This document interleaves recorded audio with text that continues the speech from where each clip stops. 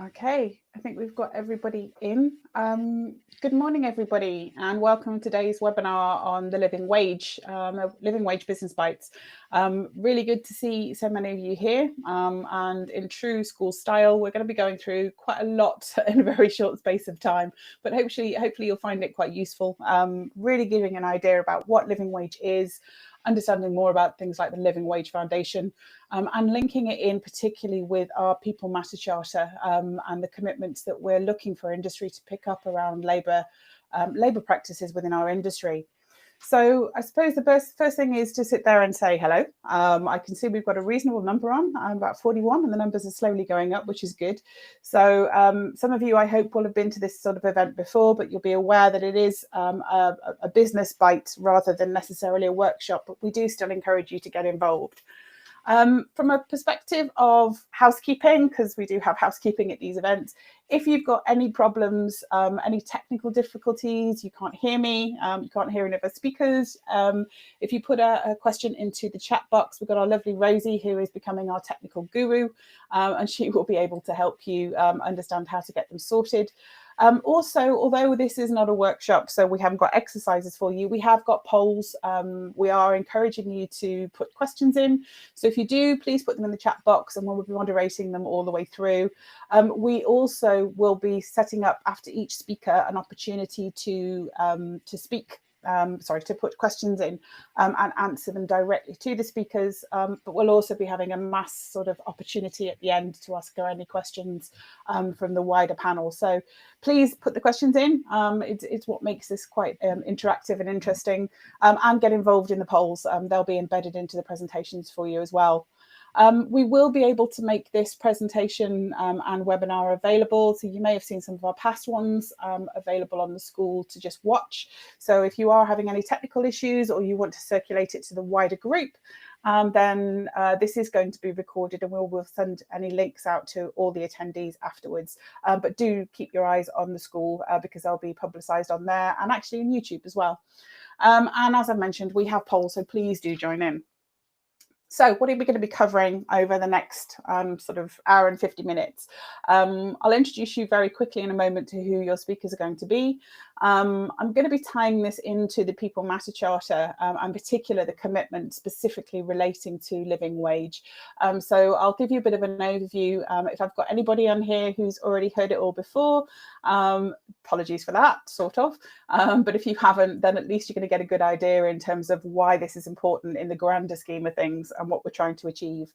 And then we have Sebastian from the Living Wage Foundation, who's going to give you that sort of overview over some of the myths and the stories. What is the Living Wage and what is the Living Wage Foundation? How are they involved? So some really interesting insight there. I do sort of ask you to pay attention to that because there's some really interesting information. We will give you an opportunity to have whatever break you want, no judgment, so coffee, tea, or whatever your tipple of choice is for a Tuesday morning. So we'll give you 10 minutes to just stretch your legs, evacuate your brain a little bit and get ready for then the last element of it, where we'll be giving you both a client's perspective and a supplier's perspective on the living wage and what it means to those organisations. So you'll be hearing from Natalie from National Grid and Troy from First Response Group, who talk particularly about their own perspectives of why living wage is important and why they've committed to it. And then finally, the call to action. We'll go through the roadmap development, what we're doing in there for the People Matter Charter, and how obviously if you do commit to the Charter or have already committed to the Charter, what we're doing to support these. And then finally, questions and answers, and that should take us up lovingly to your lunchtime, sort of, if you lunch at 12. So that should take us to 12. So before we go into the mains of the People Matter Charter itself, for those of you who don't know me, my name is Helen Carter. I work for the Supply Chain Sustainability School and Action Sustainability. I am the lead on the Labour Group, which has created the People Matter Charter, also sustainable procurement and modern slavery and exploitation practices within construction industry. I'll be your host, I suppose, compere for the next couple of hours, and I'll be introducing you to Sebastian, who's the Programme Manager for the Living Wage Foundation. Natalie, you may be familiar with. with. She supports us quite well, actually very well, on a lot of these events, and works with National Grid. And Be Nice to Him, Troy's first webinar from the first response group. So he'll be talking to you as well as being a signatory for the People Matter Charter as well. So why are we here? Before we go into the main body and you hear from the people you really want to hear from, let's go into the issues. And Rosie's going to bring up a poll in a moment, so please bear with us. It's always a good idea to get an understanding of who we've got on this call. So as the poll is here, could you please just click what sort of organisation are you? So are you at the top of the food chain, client, or a developer, a designer, contractor, subcontractor, supplier, consultancy, planning authority, or other? Where do you currently sit within the supply chain? Because it's always interesting to understand who's interested in the living wage and how far down the supply chain does it go. So please put your votes in now, and when we've got enough numbers, Rosie will close the poll and we'll see what profile we have online.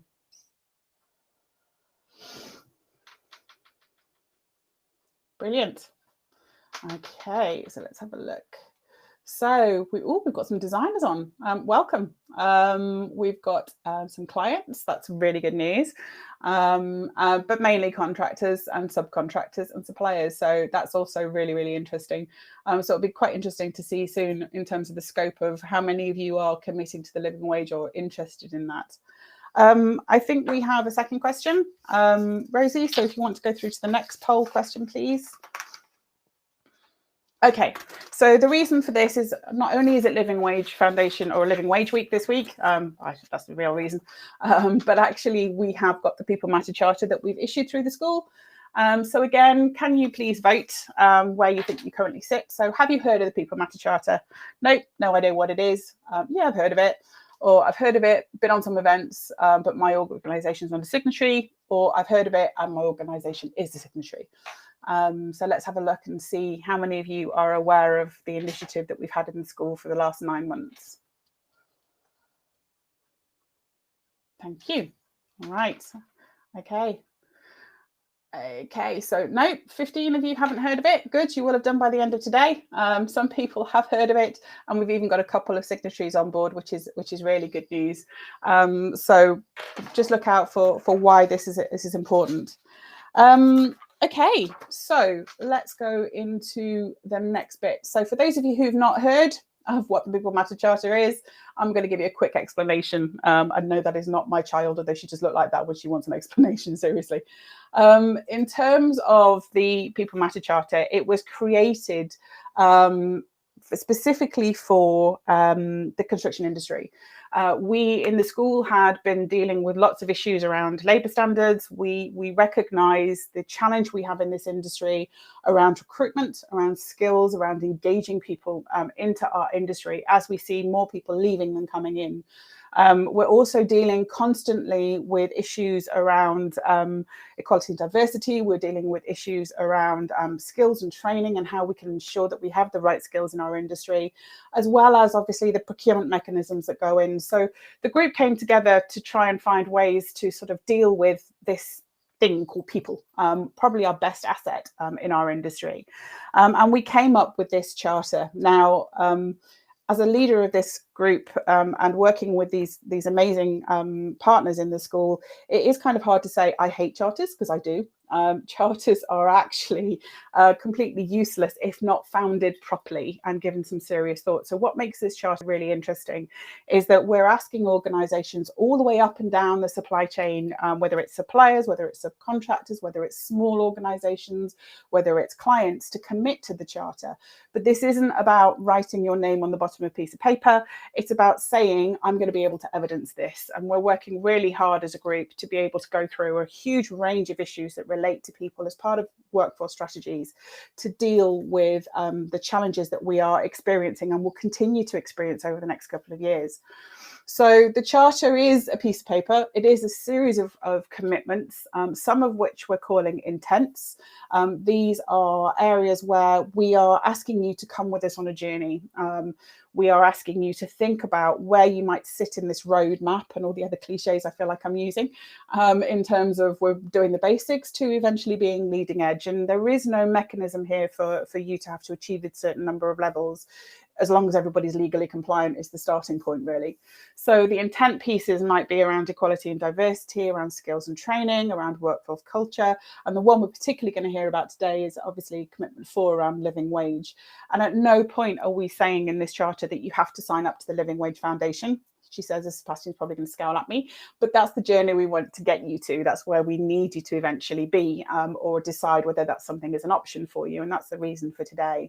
Another one, particularly around commitment 5, which is very, very challenging and why it's very relevant for suppliers, is around supply chain due diligence, particularly in material supply chains at international levels. So you can understand that this is more about aspirational journeys rather than a compliance issue. Saying that, there are 3 at the end that we do say everyone has to do. It doesn't matter what you do in the supply chain. We expect everybody to be doing at least the bare minimum.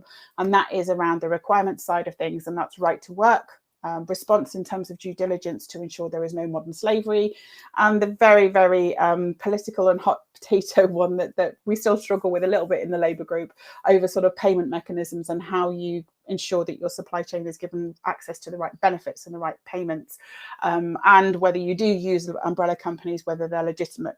So if you put all these together, this creates a pack of what we're calling almost like a workforce strategy. How do you deal with your people? How do you treat your people? And how do you ensure your organization is really focused on getting the best people and supporting them through your organization? So there's a number of key messages for the charter itself.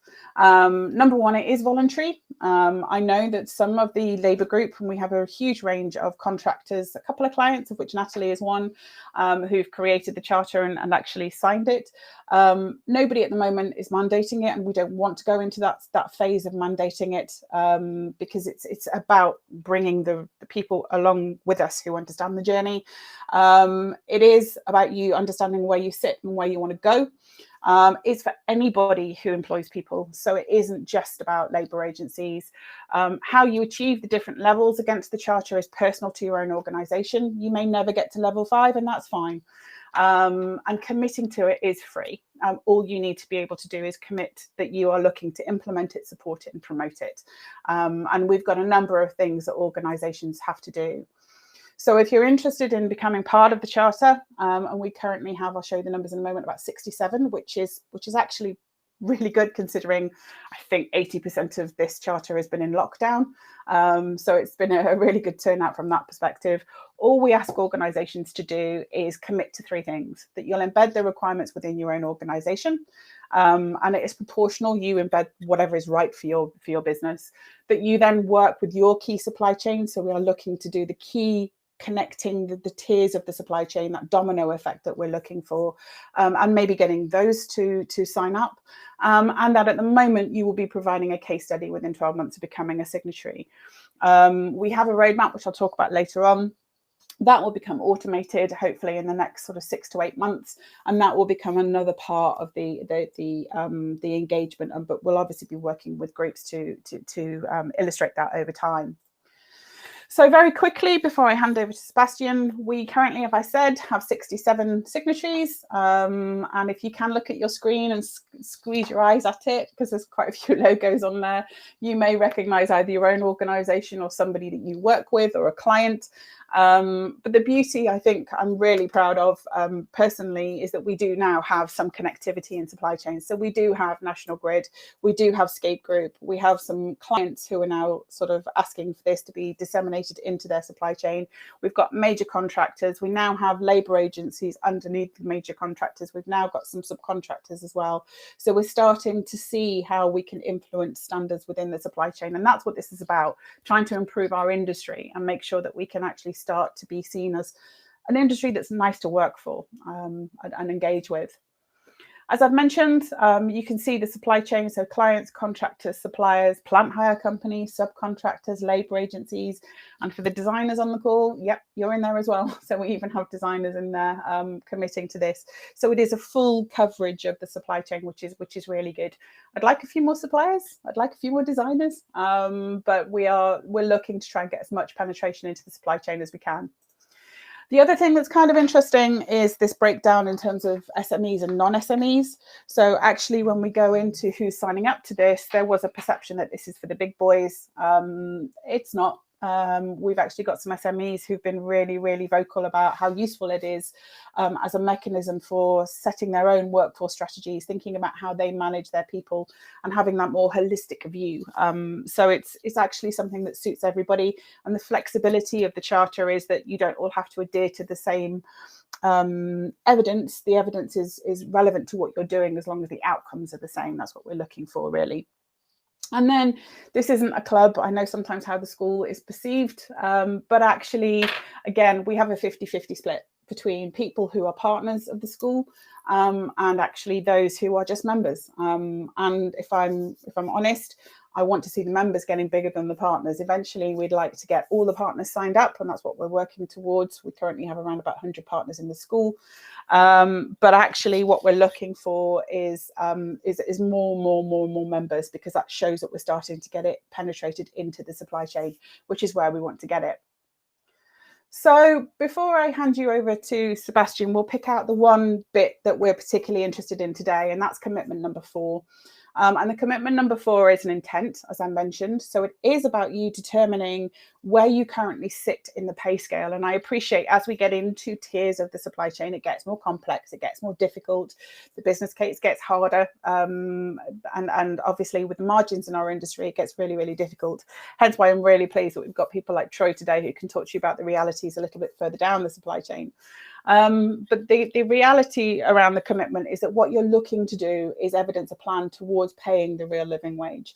We aren't asking you to sign up to the foundation, although obviously we do support that if that's a way that you want to go, and that's evidence within the roadmap you'll see later on.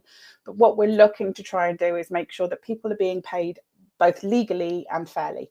And that's really the aspiration of where we want this to go. And what we don't want to see is the supply chain getting squeezed further down and people then not even being paid minimum wage, which is not really a good way of encouraging people to come into our industry knowing they can't make an awful lot of money.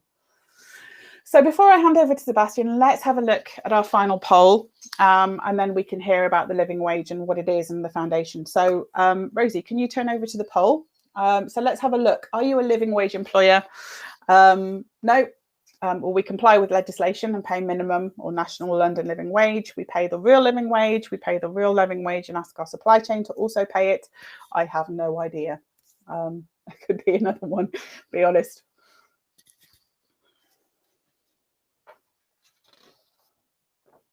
Brilliant. Okay, 50% of you answered. No. Are good. At least 20% of you are legal. That's a good start. We pay real living wage. Some of you actually ask your supply chain. Some of you don't know. So here's a challenge then for you guys who don't know. Go and find out after today. Go and spread the word. But what I'm going to do now, if you want to understand a little bit more about it, is hand you over to Sebastian. Perfect. Thank you very much, Helen. And also thank you, the Supply Chain Sustainability School, for hosting this webinar on the living wage. As Helen mentioned, we'll be going over sort of the charter a bit later and the actual steps with the embedded living wage. But I'll just give some brief background on the living wage and what it means to be either signed up as an accredited living wage employer or as a recognised service provider.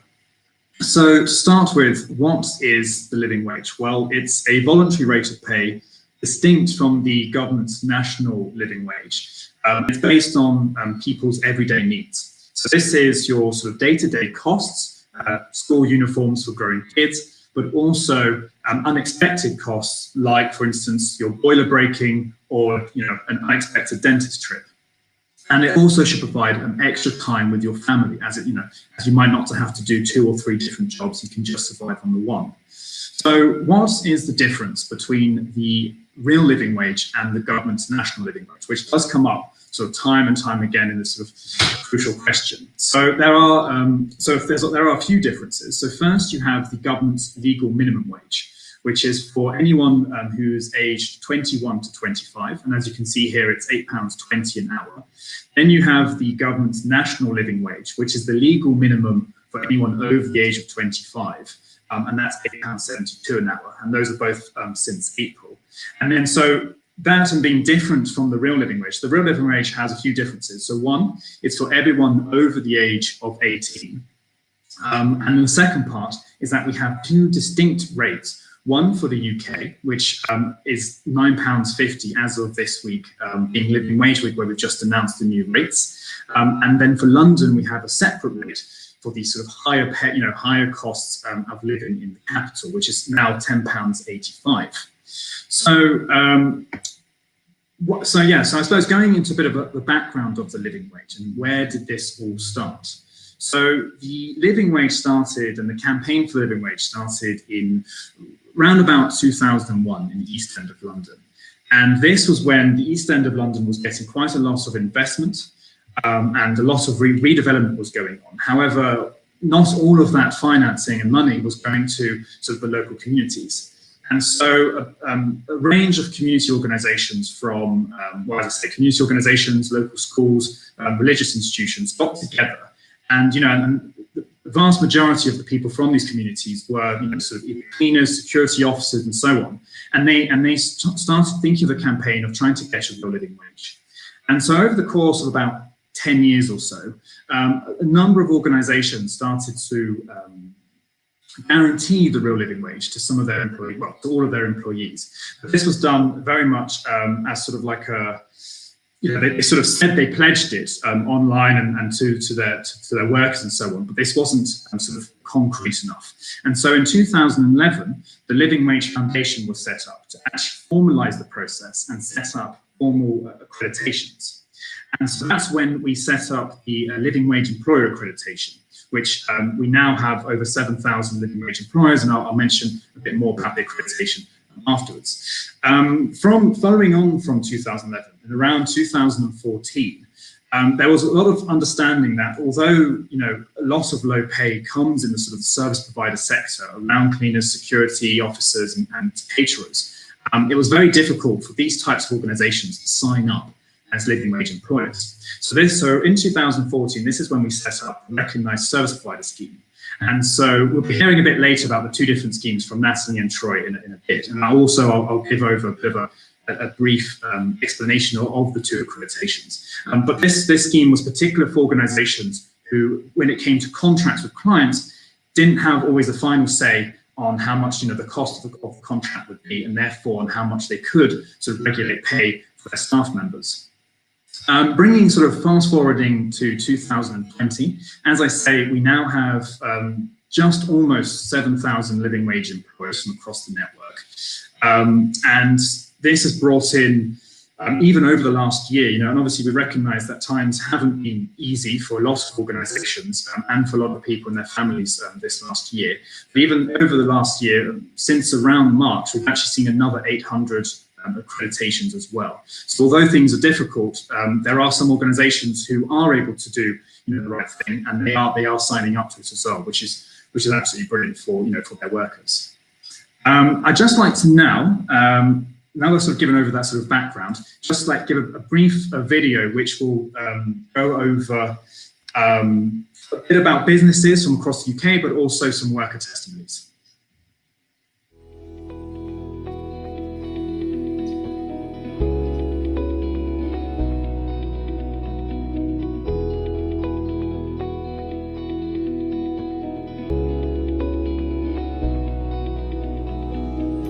The living wage is an independently calculated rate based on what it costs to live.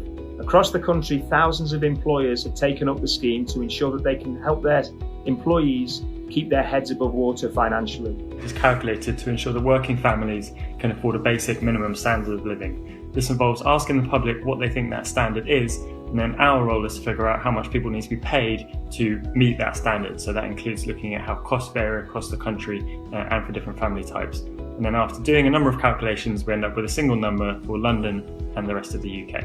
The campaign for a real living wage began in 2001, when churches, mosques, schools and other local institutions in East London met to talk about the issues affecting their communities. One issue in particular came up again and again, the issue of low pay. Since then, the movement has changed, and thousands of employers across the UK pay the real living wage. From household names like Aviva, to small local businesses like Wild Thing Cardiff, Together, the movement has put over £1 billion back into the pockets of over 250,000 workers. To me, that means I can pay for a holiday for my family and I can pay my rent on time. But the main thing to me is it's security. I'm always going to get paid this wage every month. And it's not just the worker who benefits from earning the real living wage. It uplifts the whole family too. And it's good for business too. Paying the living wage increases staff motivation, productivity and loyalty to the company.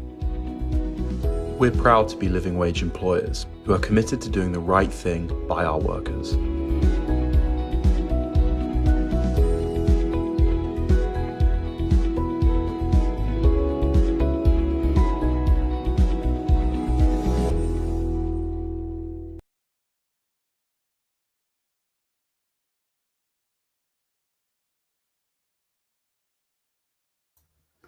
Sebastian, you're on mute.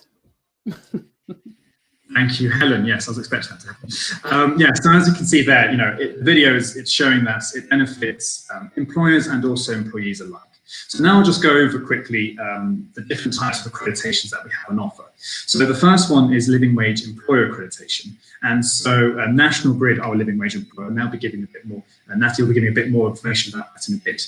But yeah, so there's 3 steps to being a living wage employer. So the first step is that you have to pay all of your directly employed staff the real living wage. The second step is to have a plan in place for all of your third-party contractors to be moved onto the living wage within 3 years. Now, the reason why we provide 3 years for all organisations, because we realise that many contracts will be halfway through their sort of contract years, and so if you're, let's say, 1 year through or whatever it might be, we then allow 3 years for all negotiations to take place so you can move on to living wage. The third step is to fill out our license agreement, but also to communicate your accreditation with your employees, but also with your partner organisations, so that it's very clear what sort of commitments you've made. Now, we currently, as I've mentioned, have nearly 7,000 living wage employers. And just this week, as it is Living Wage Week, we've announced the 2,000th living wage employer in London, which was Chelsea and Westminster Hospitals Foundation Trust. And they're also joined by Morgan Sindall Construction and the Phoenix Group. But they're also joining lots of household names like National Express, National Grid, Aviva and Burberry. So that's the accreditation process. Obviously, on paper, it sounds quite simple, but any questions later, I'd be more than happy to answer about that. Then we have the recognition process, which it has a few extra steps compared to the accreditation process. And I'm sure Troy will go over a bit more about this later as well. So we currently have just over 150 recognised service providers. And this week alone, we've had a few announcements as well. So Waits Residential, Compass Group, FM and Vinci Facilities all were recognised this week. And they join other names such as Sodexo, First Response Group and Mighty. So in order to become a recognised service provider, there's a few, as I mentioned, a few different steps compared to being a living wage employer. So the way we like to describe this is we separate employees into 2 different categories. The employees who are tied to client contracts, and so let's say if it was a cleaning company, those would be the cleaning operatives working for clients. And then there are the employees who aren't tied to client contracts. So this would be your head office staff, finance, HR, comms, and so on. So if I start with the employees who are not tied to client contracts, might be simpler. So the employees who are not tied to client contracts. So what we ask here is actually the same thing as a living wage employer. We ask that all of those employees are paid the real living wage, or guaranteed the real living wage. And for any third-party contracts you might have, where you would be the client, those would be, over 3 years, those would be moved on to living wage as well. Where things differ from living wage employers is for the employees who are tied to client contracts. So for instance, as I mentioned, these cleaning operative, for instance, what we do ask, rather than having to guarantee all of the employees the real living wage, what we ask is, as long as you're submitting 2 separate bids to a client for a contract, one guaranteeing at least the real living wage and the other being a market rate bid, then you're compliant with the with a license agreement. And what we ask is year on year, you might start when you first sign up with a relatively low percentage of living wage contracts. But what we look to see is year on year moving towards that sort of 100% ultimate goal, where you then might be able to make the transition to become a living wage employer. So obviously, as I say, so it's slightly different to living wage employers, but it provides organizations who might not have full say over all the pay of the staff that sort of leeway to champion the real living wage one contract at a time. So, and now I just want to go over very quickly some business benefits, which I know will probably be mentioned later as well. But I just want to highlight sort of the two main points here. Is that we've surveyed our sort of living wage employers and recognised service providers over a number of years, and it comes out that 93% of the network say that their organisations benefited from their accreditation, and then a further 75% say that staff members are more motivated and retention of staff increases. So those are just some good sort of examples just to finish on. So that's very much the sort of the bedrock, and that's sort of giving a brief explanation about what the living wage is. Very finally, I just want to finish with our most recent accreditation, which is living hours.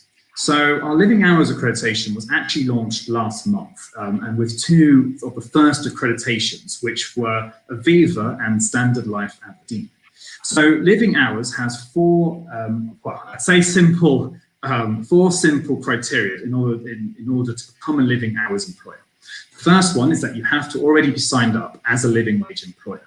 Now, as I say, we are looking at the moment to see how it could work with recognised service providers, but we haven't quite launched that yet. So as I say, so the first one is to become a living wage employer. The second is to guarantee at least 16 hours of work per week for your employees, unless they ask for sort of less time, for instance. The next point is that you have to guarantee payments for cancellations of shifts. And then also you need to have a month of 4 weeks of shifts, 4 weeks notice of shifts as well. And so like that, what that allows is for employees who might have, normally quite insecure work to better plan childcare, travel costs and so on, without in the end sort of losing out if there are sort of last minute cancellations of their shifts and so on. The final part of it is that we do ask as well as to become a living hours employer is that if it's a contract that reflects the hours that the employee works. So for instance, if you do implement the 16 hours, if after a month or 2 months that you're actually seeing the employees are working 20 hours, we would expect that the contract will change to reflect that. So perfect. So that's very much living hours in a nutshell. As I say, it's very new, but I'd be more than happy to answer questions about about the living wage, also about living hours. So if anyone doesn't have any questions, I'd be more than happy to answer them now. Thanks, Sebastian. That was really interesting. It gives a really good overview. I know personally, I even get confused sometimes between the difference between minimum wage, national wage, real living wage, and any other one you add on there. So that's helped me personally as well, which is I don't know if I should admit that. We have actually got a question here from Michael. Bear with me while I try and read because it's a very long but a very interesting one. Can I ask why the rate is only set as London or rest of the UK? We all know the cost of living is highest in London, but it does vary across many parts of the country and should be region specific to enable the right value to be accessed. Otherwise, companies in areas of lower living cost, therefore more spare change with living rate, will have a commercial advantage of competing against those with higher cost areas, and all things being considered. There you are. Dissect that one. Well, thank you, Michael, for your question. Obviously, as you say, with London sort of having a higher cost, it makes sense to have the different rate. But the reason why we've decided to go with the one rate for the rest of the UK is because over the course, when the rates were first sort of set up back in 2011, the first accreditations, it was decided only to have the one UK rate. After lots of consultation with businesses, because many of our employers are nationally based, and although because the accreditations actually started in London, and it was understood that London was different, whereas for a lot of the rest of the country, if there was regional rates, for instance, many organisations would like, the barrier to entry would be so high for many organisations if they had to think of different rates for each part of the country. Our accreditations probably just wouldn't actually ever set off, really. It's something which we've discussed multiple times and we come back to almost every year. But for now and for the foreseeable future, I just don't think it'll be something that we're looking to do. Okay, brilliant. Thanks, Sebastian. There's another. Troy, you're waving there. Have you got a response too? Yeah, I just wanted to come in on the end of that one, just picking up on the comments. So thanks for that overview there, Sebastian. And where you put the mention of commercial advantage against other businesses competing, we will come into my section later about the anatomy of a charge rate in a service contract. But the only person really that's going to have any kind of advantage based on minor fluctuations in cost of living regionally are the employees. There's no additional profit being borne because of paying the employees a higher rate of pay. And yeah, we'll look at that in more detail later. Okay, thanks, Troy. Okay, another question here from Nick. Does the real living wage have separate rates for apprentices? So at the moment, thank you, Nick. At the moment, our license agreement doesn't include apprentices. We recognise that, obviously apprentices do a lot of good work, and the reason why we don't include them at the moment, and we do encourage living wage employers to pay apprentices the real living wage, and many living wage employers choose to do so, but we don't include it at the moment because we recognise that there is the additional costs of sort of tuition and other costs as well.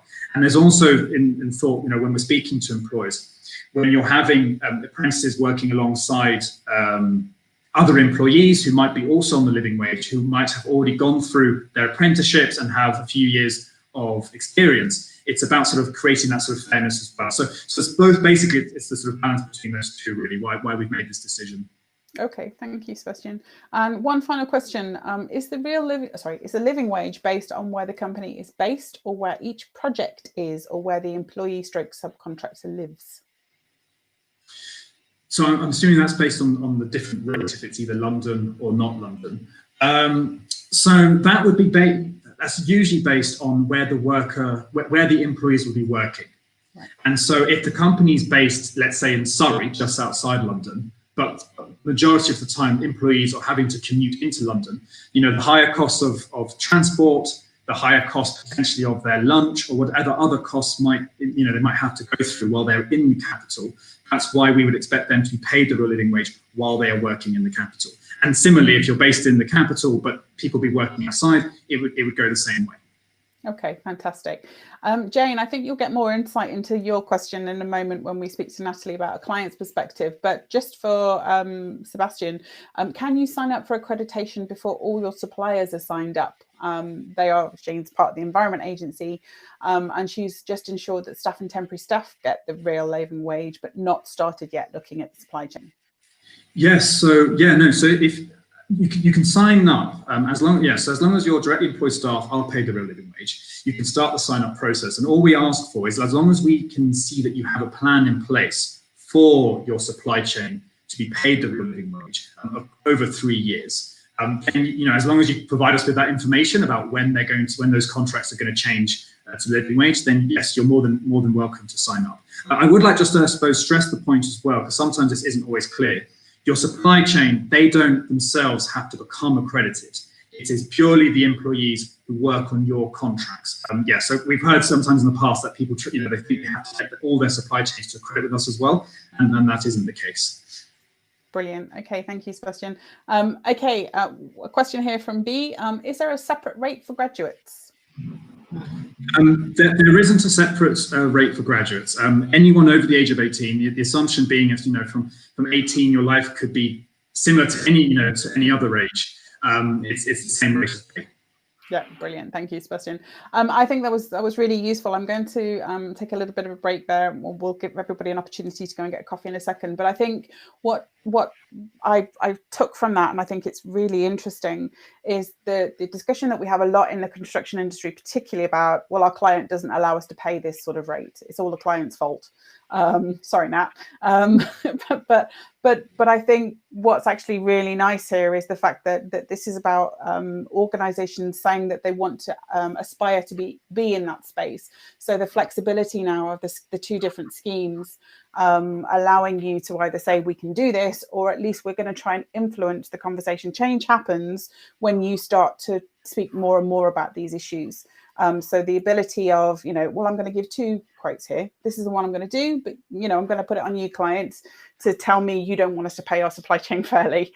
I'll put the onus on them is really important. So I think that is a really interesting innovation, and I think one that maybe not a lot of you were aware of. So do look into that. The other thing as well is do look at the hours side of things and the way that is going, because I do know from talking to lots of clients in our industry, there is concern over things like 0-hour contracts and how people are getting access to fair contract terms and employment rates. So that's another interesting innovation I think that we need to be aware of and keep our eye on over the next few years in terms of how the contractual relationships exist, because some of them are not that advantageous for the people who are in the supply chain, basically doing our jobs for us, supporting our projects. So really, really interesting. I'm just going to check. I've got one more. No, that's brilliant. I've got a thank you. You're welcome, B, not a problem. Okay, what I'm going to do now is give everybody an opportunity, just 10 minutes break, go and stretch your legs, get a coffee. If you can get back here for, well, I've got 1:45 now. So if you can get back here for 5 to at the latest, we will be back straight again to hear from Natalie, who's going to give you a client's perspective. So 10 minutes, come back, and then we will hear from Troy and from Natalie, or the other way around. Oh, good point.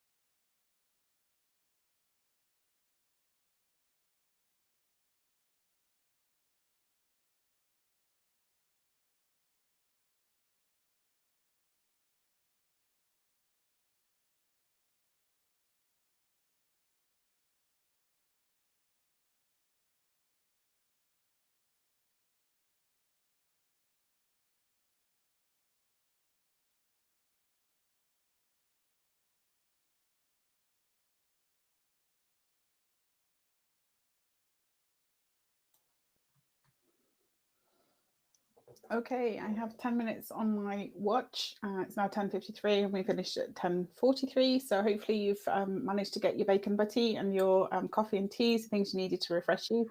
So I'm now going to hand over, you heard from Sebastian on what the living wage is and how it all works. I'm going to hand over to Natalie, who's going to give you that client perspective. Thanks, Helen, and thanks, Sebastian, as well, for explaining that really well in terms of the differences. So, yeah, I am Natalie Ritchie. I work for National Grid in our procurement function, and I manage our supply chain sustainability agenda. So the living wage is part of that, alongside lots of other elements, looking at the environment, how we work with local suppliers, our commitments around diversity, so the whole gamut. I'll give you a bit of that context.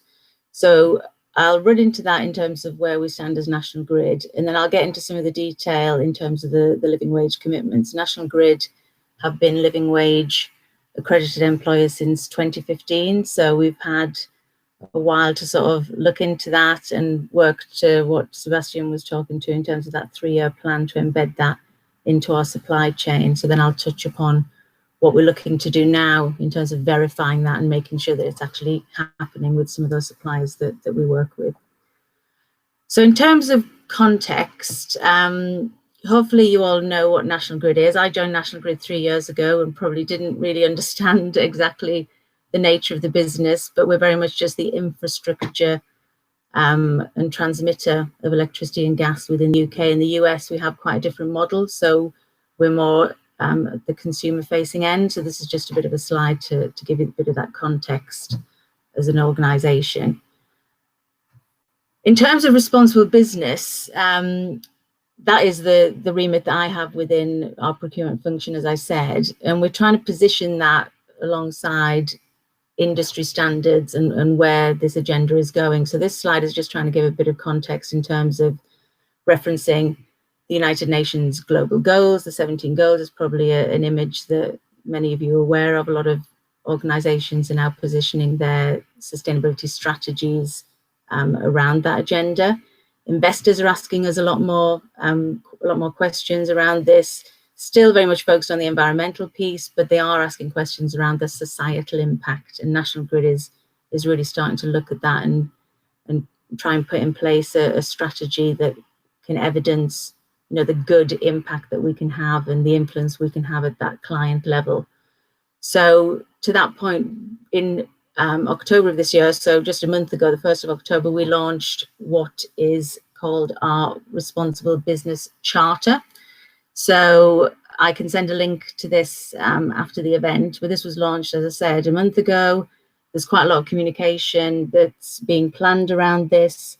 We're trying to position this under these 5 pillars, if you like. So looking at environment, communities, people, economy, and then the governance aspect in terms of what we would report on.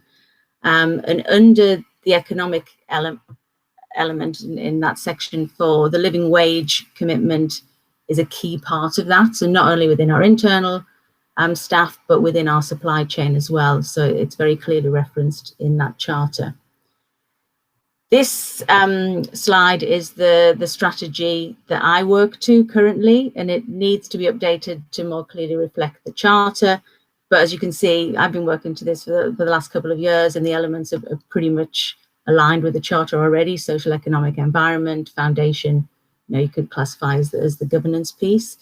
So the real living wage, as you can see in the top right-hand corner, is a key part of that social agenda in terms of my focus around supply chain sustainability, and something that we communicate regularly with our suppliers, and we're implementing a whole verification plan around that as well. And then just another bit of context on this, and this is probably where people in the supply chain, I guess, get to see the packages of work that come down to you. We're regulated by Ofgem. We work to a 5-year regulatory period, and we're right in the midst of negotiating the next period, which will be from 2021 to 2026. So all of the work, the infrastructure activity and building works that will happen over that period are being tendered for currently. So where if you work for National Grid or if you're in that supply chain, hopefully you've been seeing tenders coming through with more reference now to that sustainability agenda and that responsible business aspect. So within that, we have a set of what we classify as responsible business commitments. So that's probably quite hard for you to read here. And my red box hasn't fully sort of come across in the translation of the slides. But I was just trying to highlight here that within that is that commitment to the real living wage. So number 10 on this slide. So all of our suppliers to pay the real living wage to their UK workers, and that we would verify that through our tier 1 contractors. We nuanced it in terms of relevant categories. So what we're trying to do is prioritize those contractors in the supply chain where low wages could be a potential risk for us. And often it's not our tier 1 contractors, but it could be further down the supply chain. So this gives you a view of all of the commitments, but obviously living wage is a key part of that. So getting into the nitty gritty, as Sebastian said, when we signed up as a living wage accredited employer, we could quite clearly sort of implement, or not easily implement, I guess, applying the real living wage to our permanent employers, because most people were being paid above that rate anyway. So it was pretty much sort of a tick in the box to sign up to that. The area which was mentioned earlier was around apprentices and apprenticeships, and we actually did make that decision to apply the real living wage to our apprentices as well. So that was something where there was a gap. And for those people in the business, that was a nice step up at that time when we signed up. That 3-year plan was then put in place to address our contracted employees, so caterers, cleaners, very much within the facilities management contract, security staff. And we did a piece of work investigating where those gaps may be. And then the third stage was very much around embedding the living wage into our supply chain. And we had that 3-year commitment. So all new contracts, it's embedded automatically within the T's and C's. And for other contracts that weren't going to fall in play within that 3-year period, it was a voluntary request that they would start applying the real living wage. And we've rolled through on those contracts over that period of time. So in terms of the gaps that we identified, as I said, apprentices were not in scope at the time, but we made that decision. Catering, cleaning staff through our FM contracts were uplifted to the real living wage. Or what we classify as our employability staff. So these are people in the organisation that we're trying to bring through and give them opportunities within National Grid. Were also uplifted, so that was a gap at the time. So they had a wage increase. And then, as I said, we have embedded all requirements into new contracts, and we've got a clear engagement plan as part of our Rio 2 is our off-gem commitment that I showed you earlier. And it's very much embedded into the tendering requirements. So I support our procurement people currently, where we have questions around real living wage, and we're asking for evidence in terms of how they would apply that into the contract going forward. And then the point that we're at now, and we've done this with a few of our suppliers already, is have that engagement and implement a verification plan into the extended supply chain. So I'm having discussions with some of our tier 1 contractors now around, have you implemented this? Are you communicating it? How are you making sure to us that anyone working on any of our sites for a regular period of time are being paid that real living wage? So we're implementing that verification plan currently. This is just a few extracts in terms of some of the positive impacts. So when we implemented or verified and raised wages for some of our facilities management staff, we did a bit of a survey at the time to try and understand, what impact that had. And these were just some of the quotes from some of the people. So it felt good to have a pay rise. I can support my family more. I can, take a holiday. I can save towards my retirement. So it's that extra piece of bit of money that's coming in that means, as Sebastian said before, people aren't having to work 2 jobs. They've got that flexibility and that extra income coming in. So for us, that was a really good positive aspect of how we implemented that within the organisation. So in terms of supply chain engagement, as I said, this is the social commitment that I've extracted from that Ofgem UK plan, but it is now also referenced in our Responsible Business Charter. So it's very strongly positioned now within the agenda. So the commitment there was around requiring our suppliers to pay the living wage, and the way we're trying to do that, so we communicate it through our supply code of conduct. I'm literally updating the code of conduct as we speak, and because the new wage rates have come out this week, we time it alongside that. So we'll be issuing a communication to all of our suppliers around, this is the new code of conduct, this is the Responsible Business Charter, and very specifically referencing the new real living wage rates that should be applied within the supply chain. And then the verification model is something that we're targeting, as I said, what we would say sort of priority suppliers in terms of where there could be a risk of low wage in the work that's being done. And then the measure that we're looking to implement is around the number of suppliers with action plans to achieve that living wage commitment. And we're trying to tie this very closely in with the People Matter Charter roadmap that Helen talked through earlier. And there's a slide on that later on. So again, the slide hasn't come through perfectly here. We're just trying to give you a bit of a flow in terms of we've embedded it into contracts. It's part of our code of conduct we've issued to all the suppliers. Any contracts that were beyond that 3-year period, we asked for voluntary compliance, and we're already in that process now of just verifying where there might still be a few gaps, but most of those contracts have been retendered since we became living wage accredited employers. We do that annual communication, and then we're in that verification stage. So, we can do all of the communication we like, but is it actually happening? Is it actually being applied? And can we evidence that? And I know that Sebastian will always challenge me to say there must be, more positive impact and evidence of the good that this is doing, beyond National Grid, but into the supply chain. And we're trying to get that evidence and that granular level of information from our suppliers. So this is the, very simplistic model in terms of an example of engagement questions that we're running through. So first question, is your company an accredited living wage employer? I saw on the list earlier the Morgan Sindall, they're one of our suppliers. If they're signatories and accredited employers in their own right, perfect for me. That gives me that evidence that, I don't have to do any more verification because that will be done through the Living Wage Foundation. So that's my perfect scenario, but it's not something we're necessarily mandating. So then we would run into a number of questions around, if you're not an accredited member, would you consider being that? Would you have an engagement with the Living Wage Foundation? If no, then how can you evidence to me? Are you communicating that the real living wage is something that you should be applying? Do you have posters at site that, if it's on a National Grid site, to make the workers aware that that is something that they have a right to? So that's something that we would look for evidence on.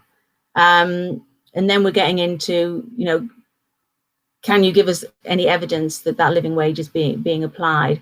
So it's a sort of a rolling pyramid of questions, if you like, and this aligns closely to the roadmap, and we'll try and make it even more seamlessly aligned to the People Matter roadmap around living wage. And this is the roadmap that I've just mentioned. So as you can see, from a commitment to a leader aligns very much with that question set that we've just had, from, evidence that you're paying that, all the way through to, expert, and you're an accredited living wage employer, and you're applying that into the supply chain as well. So we're trying to align it very closely to that roadmap charter. So for me going forward, if I know one of my suppliers is signed up to the People Matter Charter and is implementing that roadmap, that gives me that level of assurance that, they're working towards that real living wage implementation. So that is something that we're very much going to be promoting, not mandating, but definitely promoting. And in terms of the living wage, the real living wage application, that is a requirement of National Grid. That is mandated. That is an expectation. It's in our T's and C's. But the People Matter Charter roadmap would be the evidence to support that. And then finally, just very simplistic in terms of the model that we're applying. So we're trying, as I said, identifying who are the priority suppliers. So I'm very much aligning this to the model that we undertook for human rights and modern slavery, because for me, there's a very close correlation between, where people will be being paid those low wages and where that risk could potentially escalate into that worst case scenario. So we're looking at areas where there's a high level of subcontracting, industries where low wages are prevalent, and we're really using that model to identify the suppliers that we should engage with in the first instance. And the commitment we have for the next year is to identify around 10 of those suppliers to go through that verification model on and undertake that engagement. And we're not expecting, from day one that everyone is meeting every requirement, but we're very much wanting to talk to our supply chain and to go through that with them and to help them on that journey. And for us, it doesn't mean you have to become a Living Wage Foundation member, but you should be applying those rates for any work that's being done for National Grid. So hopefully that gives you, that client perspective. What I would say as an overarching statement is that, this aligns really closely with the responsible business charter that we have, with the intent that we want to be a responsible business, and that National Grid wants to use our influence at the client level to promote this agenda and to really sort of promote it down the supply chain. As I said, as National Grid and the people who work directly for us, that was very much, pretty much a tick box exercise. We could say everyone who worked for us was being paid the real living wage. For us, the challenge is in that supply chain and verifying that, and that's what we're really trying to work to currently. So I'll hand it back across. Thank you. I did my own thing and put myself on mute there. That was brilliant. Thanks, Natalie. There is a couple of questions which I'm going to go through in a moment with them, but you gave a very comprehensive sort of plan on how you're looking at implementing this. Made it look all really, really easy. Sounds like you had no issues at all with trying to get this past your lords and masters, shall we say? Were there any challenges or any things that people can take away if they were looking to have these conversations internally with their teams? Yeah, I mean, the sign up happened before I actually joined National Grid. So I think at the time, the thought process was that, as somebody mentioned earlier, for our staff internally within National Grid, that wasn't an issue. So within the HR function of National Grid, we could very clearly do that mapping and say, the majority of people were already being paid well above that. There were those few little gaps around the apprenticeships and our employability roles, but that was deemed to be something that we could deliver on very quickly. The supply chain and procurement aspect, I think at the time, was the challenge. And I think there was quite a bit of work done before we signed up to it around, what does this mean? How can we identify what that gap would be? How will those additional costs come back to us in procurement? Because invariably, we're asking people to pay more for the contracted workers. That will be built into contracts. So I think there was quite a lot of discussion around how that could come into play. The fact that you had this sort of 3-year roadmap and milestones, and we had that time to work through that, was something I think that swayed the decision. So it wasn't an expectation from day one that we could evidence and verify that every single supplier was going to be paying that for every single contract. And it was a gradual build in through new contracts. And then, we're at the stage now where that rolling program of retendering has pretty much happened. And we're trying to sort of look at those peripheral, tentacles, if you like, to see where those gaps would be. And it's not necessarily going to be easy because we've got thousands of suppliers, which is why we're trying to prioritize it in areas where we think those low wages would be the highest risk for us. And it will tend to be in that subcontracted staff through our main contractors. So Yeah, which is always the challenge in terms of the growing emphasis now needed on businesses to be more transparent, to dive more and more into those lower tiers, because the perception is that's where the risk sits. Is an interesting conundrum, particularly at a client level. So yeah, some interesting conversations I should imagine you had. Sarah's got a question. Are the public sector allowed to legally oblige supply chain to sign up to this? Do you follow the OG rules? You do, don't you? Well, that we can legally require it. I mean, National Grid sort of sits in the middle, so we're not public sector anymore, but we do have to apply by the utility regs. So for us, that essentially means equal, competition for anyone who wants to work for us. So if we embed that into our contract as a requirement, then that is something that we can prescribe. So I don't know if that answers the question. It does, and I think Sebastian's got a response as well. But I think also just bear in mind the note that came out from government in September around social value, and the sort of mandate that's coming into public sector about embedding social value requirements into contracts. And that's covering a lot of this sort of training, fair payment, everything that's perceived as the social side, even though social value is wider than that. But social value aspects, that came out in September 2020. And in fact, if you go into the school, we can send some links through to that, because it is getting more and more ingrained into public sector contracts. The government is taking these sorts of issues quite seriously. Sebastian, you've got something to say. Yes, thank you. Yeah, no, so just I suppose, because we speak to a lot of organisations from the public sector, and we have a number of local authorities, NHS trusts and so on who are signed up. And when this issue does come up, I think what organisations do is they put they don't demand it, as in it's not prerequisite, but they say they ask for it, they say, and then they prioritise organisations who pay it. And so it's not a legal requirement. However, they will then choose, as they are signed up, they will then choose the supplier who is paying it. Yeah. Okay. Thank you, Sebastian. Okay, Michael, you've got a question. Further down your supply chain, how do you see the evidence being presented? Is it purely about companies signing up to the charter? Yeah. So as I tried to sort of explain in that, I guess, pyramid of actions or flow of actions, we're looking, as I said, the ideal scenario for us is that people are living wage accredited employers or, recognised service providers. If they're already going down that route, that gives me that level of assurance. We'd created our suite of questions around, are you living wage employers? If not, how do you communicate it? Do you commit to it? What evidence can you give to me? We're now sort of probably going to switch to using the People Matter Charter model as it is, in terms of looking at those sort of evidence stages of where people are. So, as I said, if people are signatories to the People Matter Charter, then that gives me another level of assurance.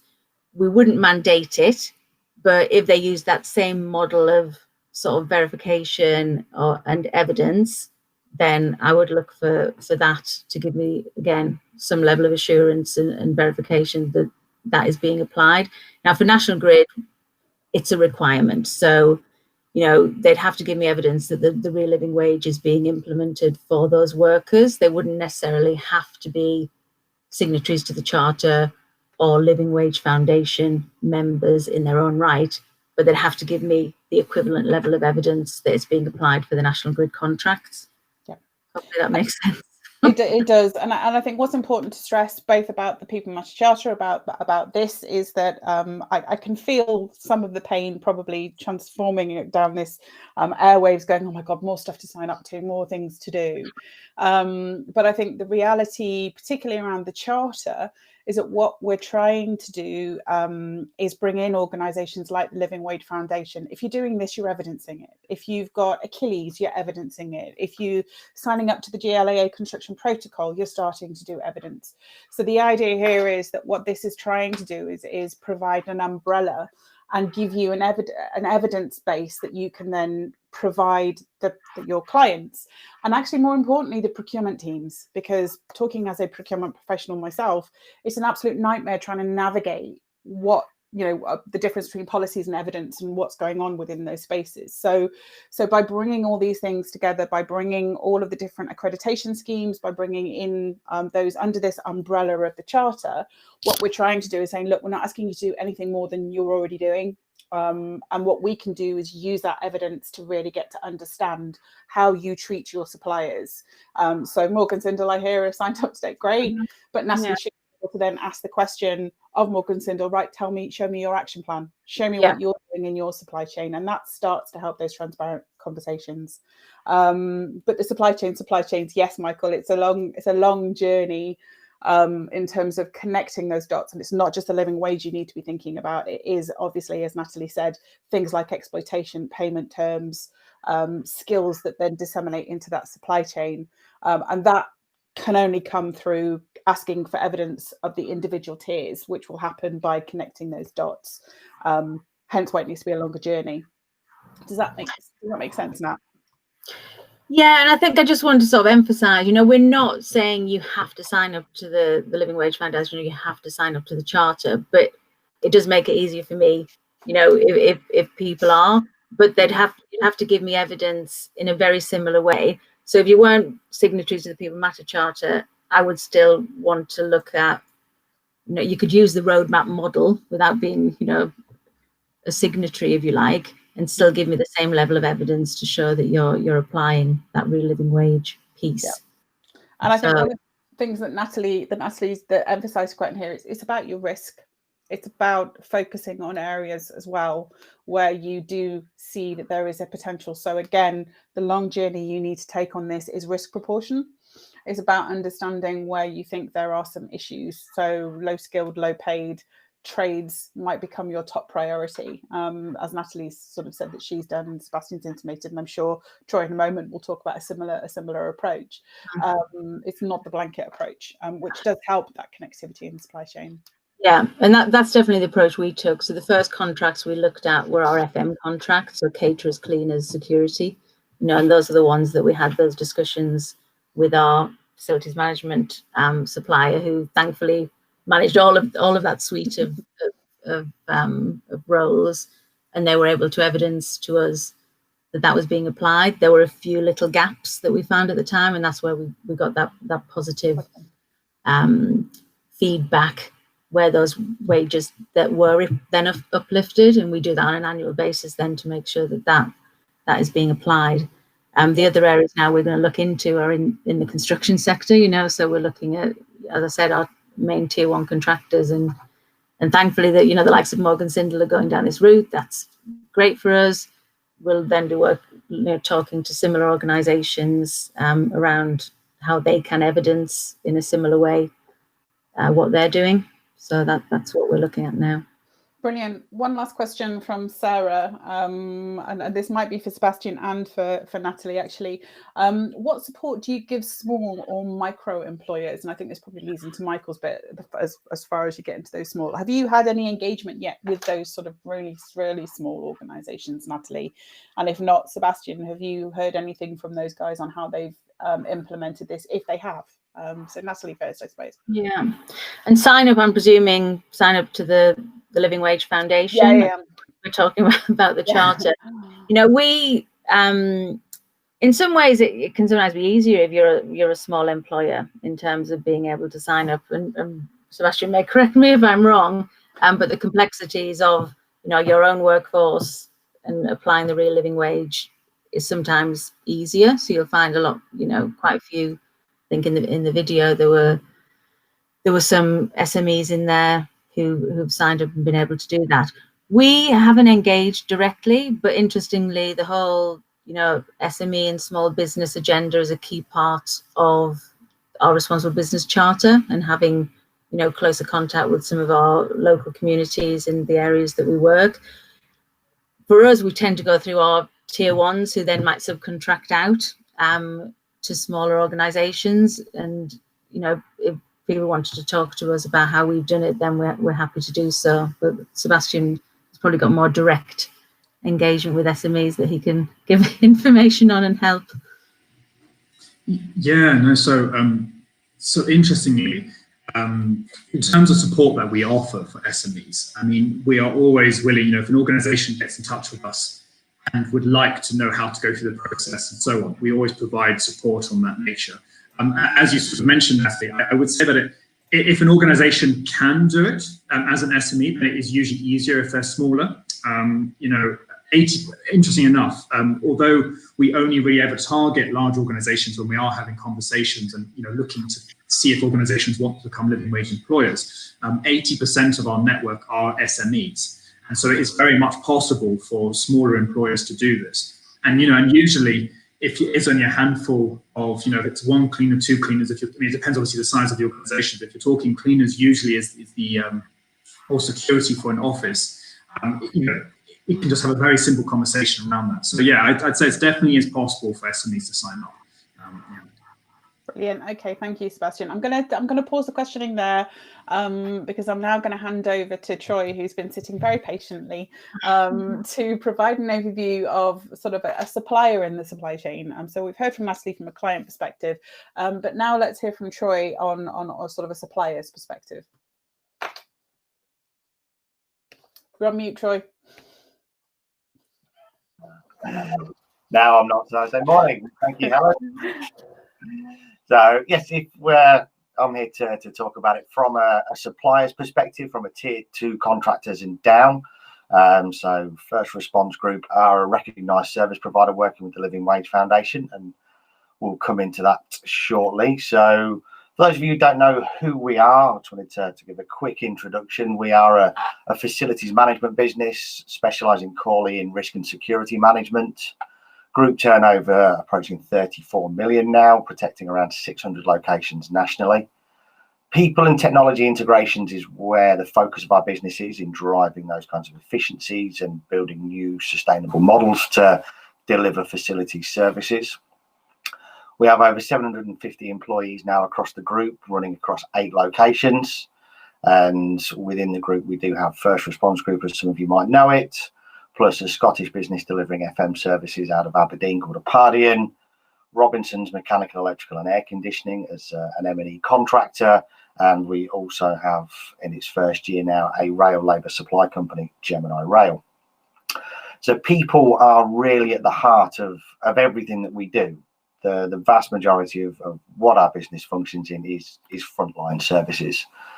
So that starts to drive the culture of our business, and honesty, professionalism, integrity, understanding your requirements and those requirements that are cascaded down to you from your clients as well, to help you deliver on those expectations. Again, we look to deliver what we promise and ultimately what you've promised, and innovate and adapt to drive that. And as I said, being a very frontline focused business, the values around sustainability, environment, social value are really core to what we do and how we are and how we have been successful. And that kind of underpins with the mission to provide you, our customers, with the best service and innovation through supporting our employees and creating that culture of inclusion and happiness.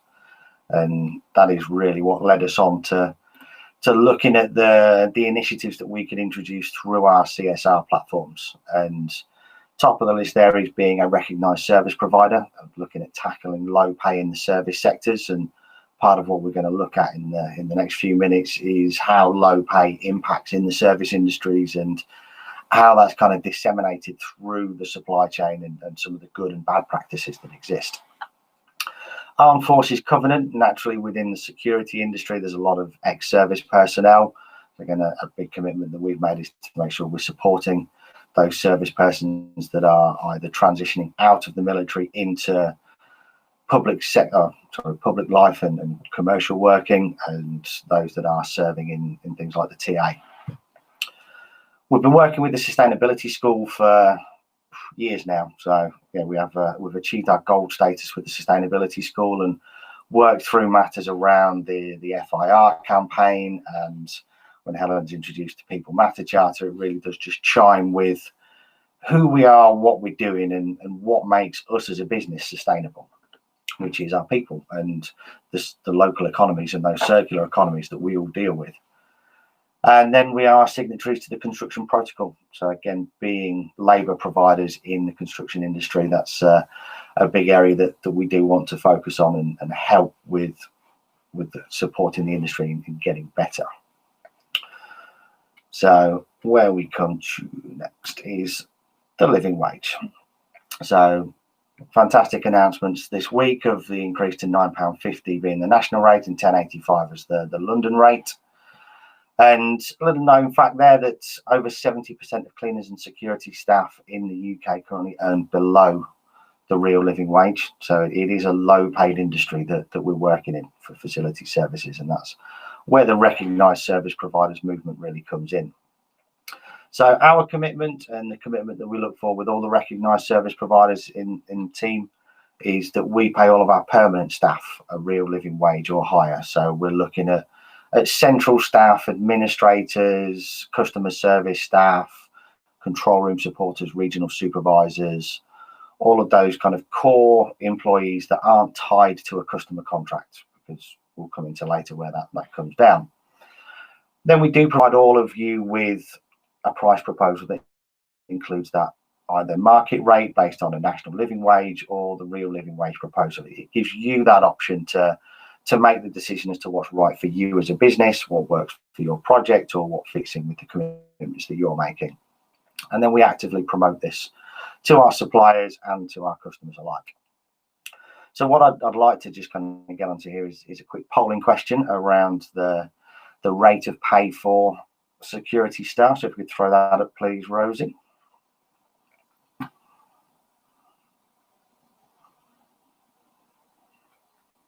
So yeah, where do we believe an appropriate rate of pay is for a security officer on the front line? Is it a national living wage position? Are we looking at something just above the living wage? Do we believe that yes, this is a real living wage? They should be at their £9.50, their £10.85, or do we actually think it should be beyond? You know, these are key workers that have been on the front line for us over the last 6 months, really demonstrating the important service that they actually are providing to us as companies. So yeah, let's see what the mood of the room is.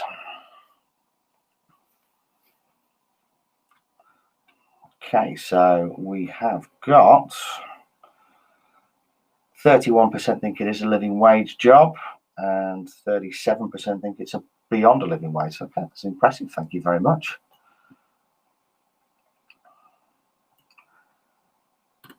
So the impact that it's had for us as a business, it does provide a great driver into changing standards within the business and for business performance overall. So in just over 12 months, I forgot to mention, we've been a recognised service provider since August of 2019. So we're just over a year involved. We've achieved 53% of our contracts committing to a living wage or above a living wage, which has ultimately increased the rate of pay for hundreds of workers through the business. And an average increase to an employee, something we've not looked at here, is over £1,000 per year into the pockets of frontline workers that actually means. So there's a significant difference for people. As we've been pushing through the commitment, 5 more service providers have been appointed to our supply chain to support us in the effort. And if we then look at a customer satisfaction point, our net promoter score has increased by 67% since joining the movement. So I'd like to think there is a direct correlation between the two. Lately, I've joined the Recognised Service Providers Leadership Group, working directly with Sebastian and the other RSPs, so we can look at broader initiatives in driving the improvement of pay and welfare conditions in the facilities and service sectors. And other reasons why there's that, our staff turnover is reduced by 30% and absenteeism is down by 25%. So there are real actual commercial benefits to businesses in implementing this. You think of those costs that you've got to backfill shifts where people have dropped out, or to re-recruit through that staff attrition. There are some great consequential benefits to actually improving staff retention through better welfare and conditions. And again, more kind of facts to throw at you. There are 5 million people that are living in work poverty in the UK today. And as we said, that's a huge proportion of the service industry features within that population. So the more we can do to improve that, the better. And then we have our quick testimonial from Mark, one of our control room operators on a customer site, who's again just acknowledging that it gives him that work-life balance that a lot of staff are looking to achieve.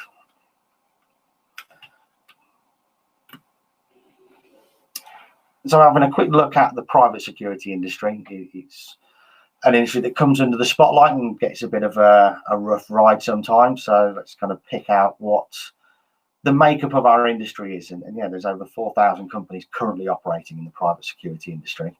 But regulation of companies in the security industry is actually by a voluntary scheme. There's no mandatory requirements and therefore no restrictions for any companies to set up and start operating in security. So it can be challenging.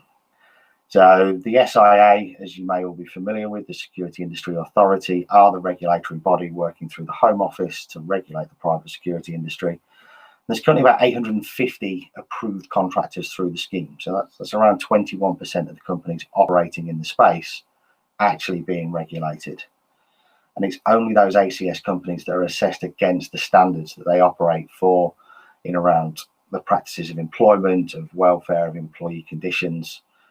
If they're not ACS approved contractors, you've got no assurance that any of that is being maintained or being looked into.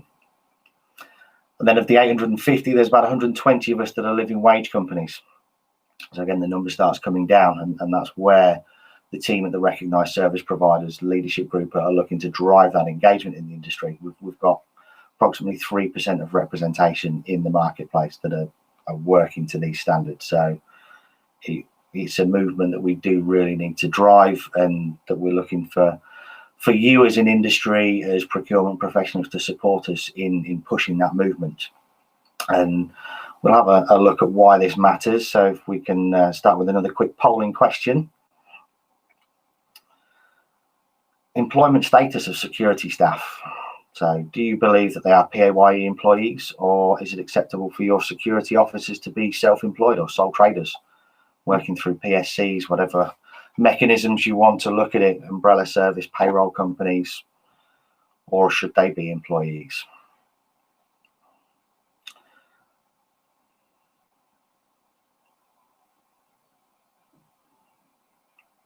Let's have a look. So we have got the majority of you thinking they should be employees. Excellent start. Thank you very much. Reason for that being is that, yes, security officers, whichever way you cut the cloth on this, should be PAYE employees. If you look at the upcoming IR35 regulations, then security staff are determined as off-payroll working rules apply. If you work through the current arrangements of CES determination, so the checking employment status for tax, again, security staff are employed for the purposes of tax. And it's also regulated in the Private Security Industry Act that through the levels of direction and control that these employees require, they can't be self-employed, they can't be sole traders or contractors. It's an employed position. But so often we hear some kind of disheartening points that come through in the supply chain and within the tendering processes for works. We've got some comments at the top here. Well, my current provider charges me £10.50. Why should I pay more? That's a comment we hear in the industry daily, and all companies will hear that regularly. Again, quite a derogatory comment, but again, it comes. They're a security officer. I just buy the cheapest one that comes to market. How these companies run their businesses has got nothing to do with me. You can say that, but I think we should all take the ethical stance that it does have something to do with all of us, and IR35 will make it something to do with all of us come next year. And yeah, if the contractor chooses to break the rules, that's their responsibility. Well, yes, they are operating in that space, but I think we should all be looking to drive out those kind of poor behaviours that are existing within some of the companies that operate in the industry, that are providing you with those rates for £10, £50, £11 frontline staff. Then they're going to be utilising questionable, insalubrious techniques to manufacture those low charge rates. Now, you are looking at things around payroll company fraud, false self-employment, And another thing that is very prevalent in the security industry is Phoenix companies. They will drive up the costs and debts within a company, not pay the staff, liquidate the company, and start again. And, you know, unfortunately, there's nothing actually the HMRC can do to stop that happening. But the SIA and the HMRC are working to start tackling false self-employment in the industry and those actions of payroll company fraud. But again, because of the way that the regulations are in the industry, it's going to be a slow-moving beast, and it's starting with the regulated companies where we're not really the focus because we're already doing the right thing. But that's where thankfully things are moving in the right direction. But we should just have to continue to fight that journey, and hopefully we can all make some of those changes before it comes. So if we move on from this one, as another quick polling question, I'd just like to gauge the opinion of some things. So when you are sourcing your security contracts and frontline service, this applies to cleaners, catering contracts, anything that is kind of a soft service. Do you actively consider the employment status and their rate of pay as part of your evaluation of that tender process? This is anonymous, so be honest. Thanks, Helen.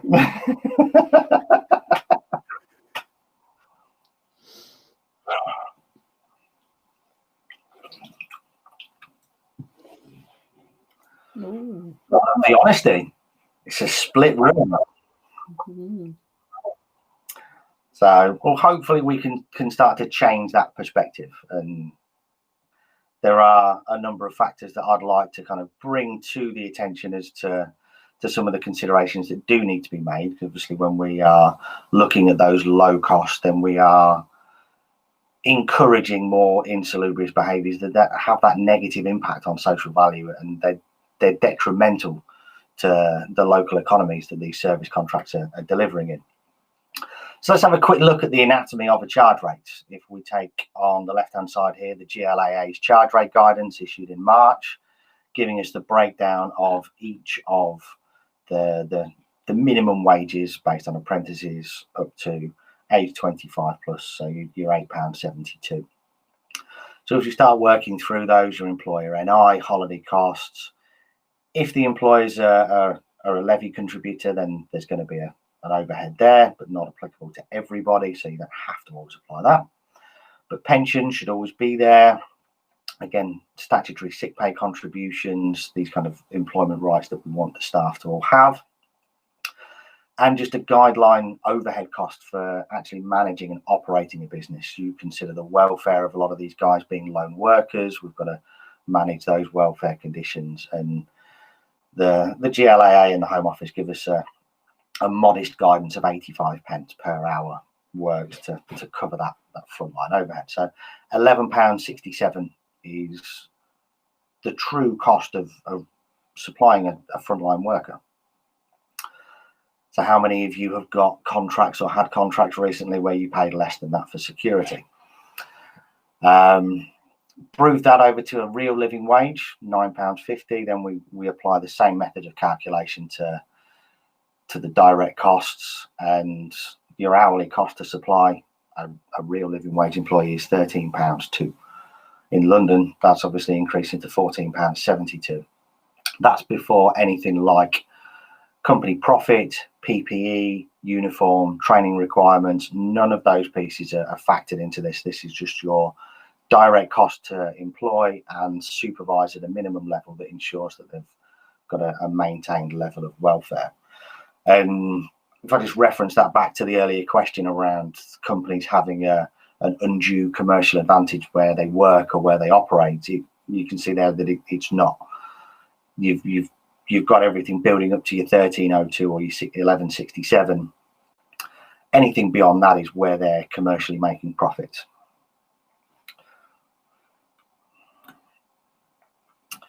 So why should you work with recognised service providers and living wage companies? It's because those professional services enable you to work, as we believe, profitably, ethically, safely, confidently. It gives you that security that you've created, and you're working in that good working environment. So got a little piece on the side here. You can take pride when working with living wage companies. You can be proud of your workplace, and your employees and workers are going to be proud of where they're working. The reputation of your organization is naturally going to be elevated through doing the right thing. You're demonstrating an interest in your people. And, you know, take something like security for quite a key observation is you're relying on that discretionary effort of the worker. You're looking to solicit that kind of enhanced protective instinct that these guys have to protect your people, to protect your assets.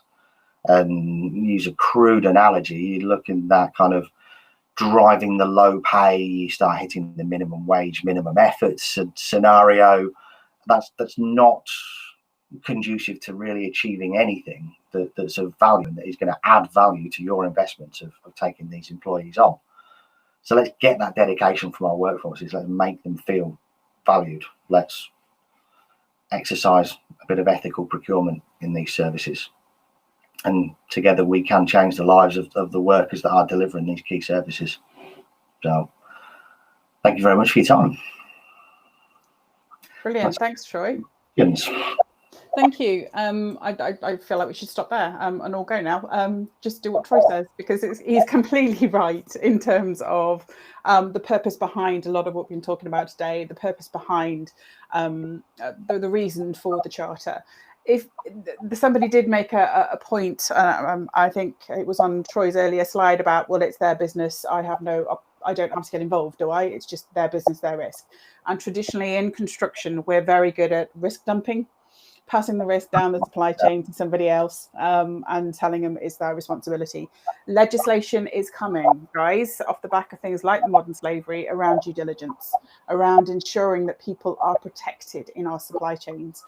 Whether we like it or not, we can't hide no longer behind subcontracts saying it's their role, their responsibility.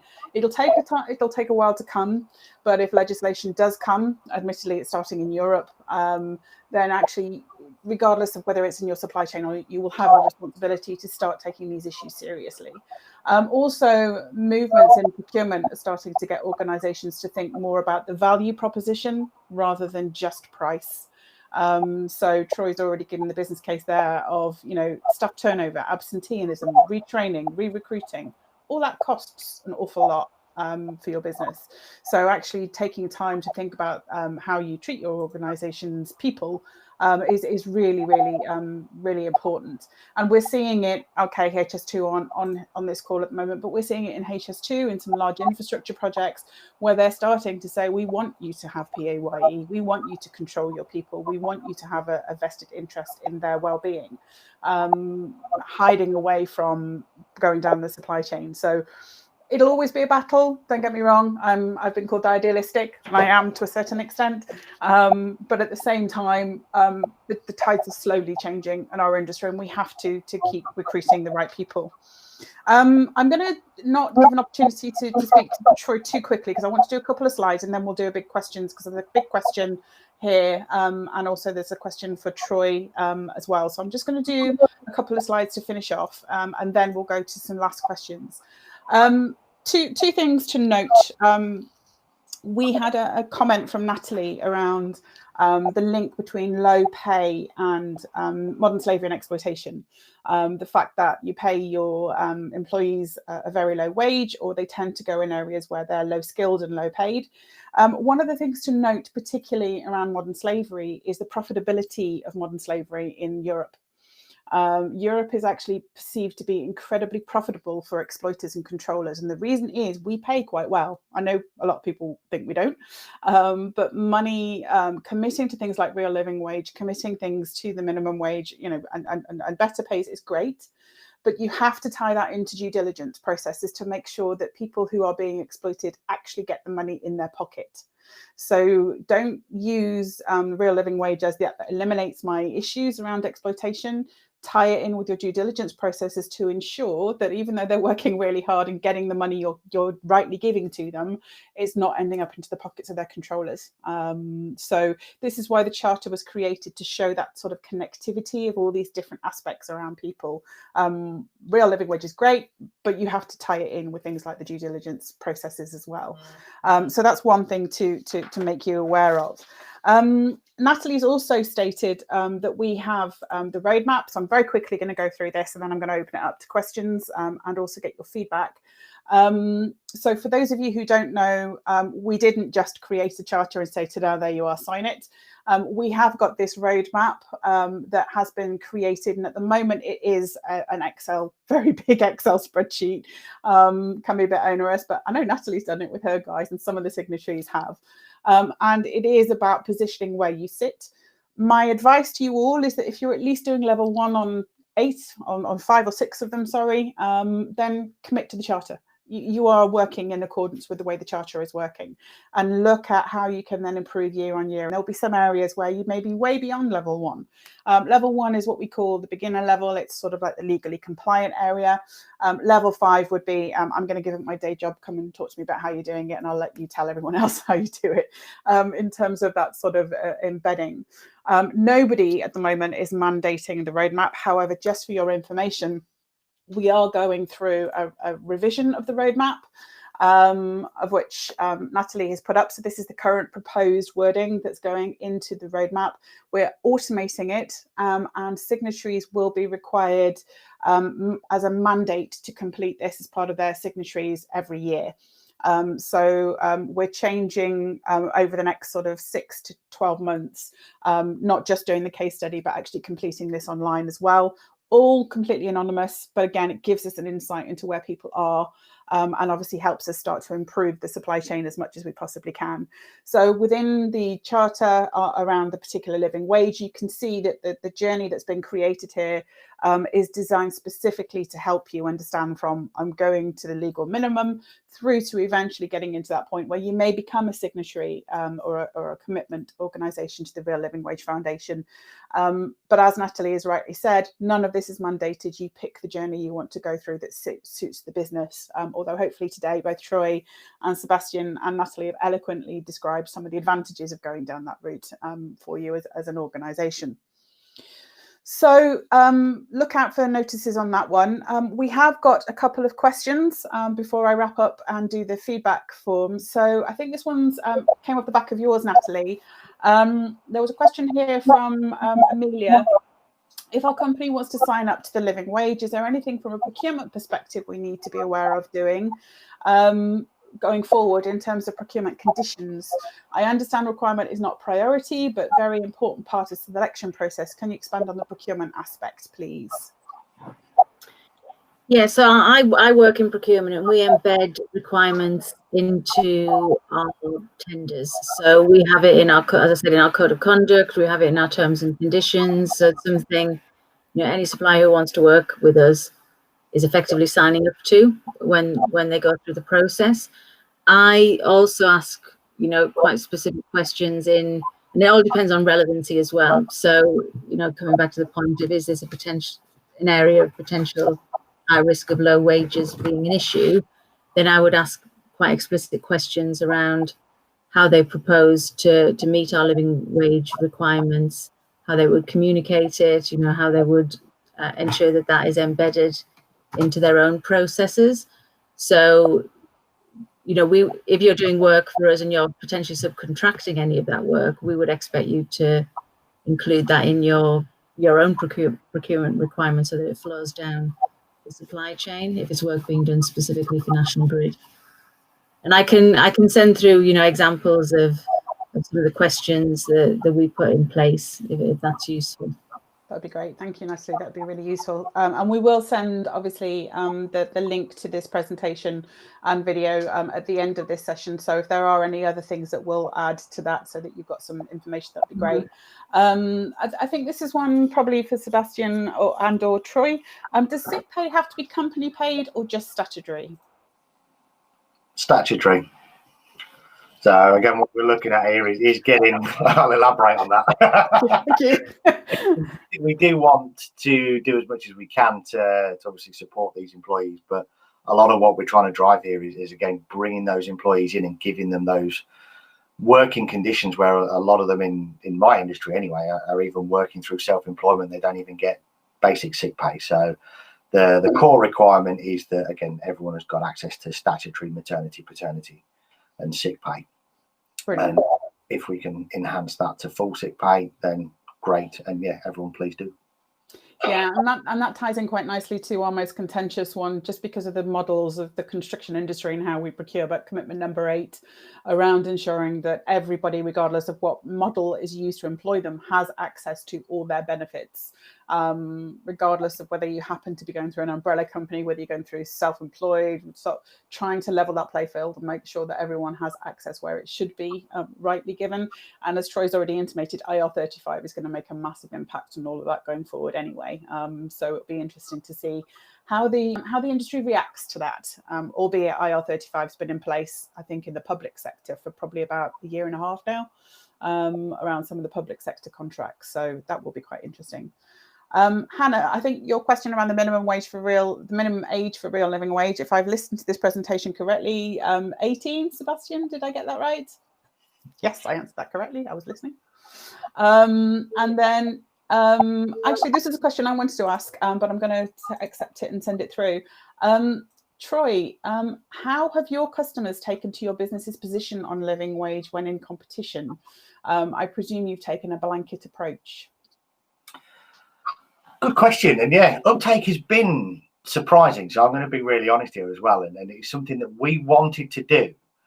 But as I've spoken to Sebastian about before, and as we were kind of going through this journey, I definitely had a skeptical approach because of how competitive this market is. But the uptake with customers, when just approaching that open, honest discussion around frontline pay is actually very well received. So naturally, not everyone is chomping at the bit to jump through and go ahead and start paying more for the services that they're used to having. But there's definitely, it's an eye opener, and it's as soon as you start the conversation, it is actually a good two-way dialogue that in 90% of cases, even more, that comes from starting the conversation. And again, if it doesn't immediately result in the frontline workers getting that immediate uplift from, let's say, a minimum wage of £8.72 going up to a £9.50, which is going to put a good chunk on the hourly cost of any service contract, then we're at least able to start that kind of roadmap towards a living wage. And we look at the annual increases as you experience in these service contracts. You get your annual service review costs in April as the living wages start to become active for the following year. So we start increasing it in those cycles. And we had a number of customers said, well, I can't quite jump to 9.30, but let's at least get them to £9, get them off of minimum wage. I didn't realise they were on living wage, and they have that kind of moment of realisation that that there is a person at the end of it. And what it really has done is humanised a lot of the discussions around these services. It is almost a very commoditised thing that we do in facility services, but the commodity is people. And I think it is just a much nicer conversation that people are actually open to. So yeah, don't be afraid of doing it and asking the question. That's brilliant. Thanks, Troy. And I think that actually articulates it really well in terms of, and Natalie's also said this, it's not about ticking a box tomorrow, making massive changes straight away. This might be just about having that conversation, starting it and finding out which clients are more interested in taking that approach. Okay, I've got a question here. I'm not sure whether it's Sebastian or Troy, but would discretionary hourly paid bonuses be included in calculations for real living wage? I suppose that's just no. It's basic pay. Basic pay. Okay, Troy's answered that one. Sebastian, he's going to answer all your questions for you. A question for Troy, please. Would a copy of an employment contract meet your requirements for verification stroke evidence that a company has implemented the living wage? Actually, that might be more for Sebastian, but if that was coming from a labour supplier coming into FRG, again, a contract of employment demonstrates where you're going with it, and if that is the full approach that you've got, then yes, that would work for me. And again, I think if you're looking at Natalie's, I'm going to assume here, and she can correct me if I'm wrong, but as the cascading evidence goes through the supply chain, then yes, that is a method of demonstrating that you are implementing things that are beyond minimum wage and working to a living wage position. Yeah, brilliant. Okay, thank you. Okay, so oh, hang on, somebody's just put another. Oh no, is that Rosie? She's confusing me now. So she's just stolen my thunder. So if you can see on your screen, there is a feedback survey monkey. So in true school fashion, please, we want your feedback. Send it through to us and complete that link. I just forgot to put this slide in, so I'm going to just let you know some future events coming up. On the 24th of November, we have a really interesting event called, which is focusing on support for victims of modern slavery. So it's going to be focusing on what happens if I find somebody. We've talked a lot about due diligence in the school, a lot about what processes you need, but I really want to humanize it a little bit in terms of, you know, what happens if you do find somebody on site. We are going to hear from the GLAA. We're going to hear from Hope for Justice and Slave Free Alliance. We're also going to hear from the Modern Slavery Helpline. So we're going to get a good insight in the people who deal with victims on a daily basis, whether it happens to be in construction or agriculture or any other sectors. If you are a signatory to the school charter, we have an event on the 1st of December of just a half an hour on listening to me whistle on, telling you what to put into your case study, because that's part of your commitment as the charter. And if you're wondering whether to sign up and what the case study involves, it's also useful for you. If you've never been to any of my events, I feel like I should have a tour on sometimes, but an introduction to modern slavery is rerunning. So if you want to be able to understand, again, just a quick insight into what modern slavery is, then that's happening in January. And then the day after, we're going to be running a business bike event connecting to another aspect of the People Matter Charter about how you maintain your investment in skills and training, which is going to become even more important, I think, over the next coming few years as we deal with the issues of Brexit and the fallout from our very interesting 2020, shall we say. So when we send the link around with the videos in it, we will also send some links, although I can see Rosie's frantically putting all the event details in the chat for me. Thank you. I'll send the links through to those as well. So please do register because there's some really interesting events. Other than that, a massive thank you. I found this really, really interesting, and it's been brilliant to hear from Sebastian. Thank you very much. Troy, inspiring as always. Thank you so much for your perspective, and you weren't naming and shaming, which is good. So lovely. And once again, as always, Natalie, brilliant. Thank you so much for your support on all of this. Hopefully you've all enjoyed it and managed to get something useful out of it. Otherwise, I can't believe this, but my clock says 12 o'clock. So dead on 12. Enjoy the rest of your day, enjoy your lunch, and keep in touch. Thank you, everybody. Thank you. Thank you.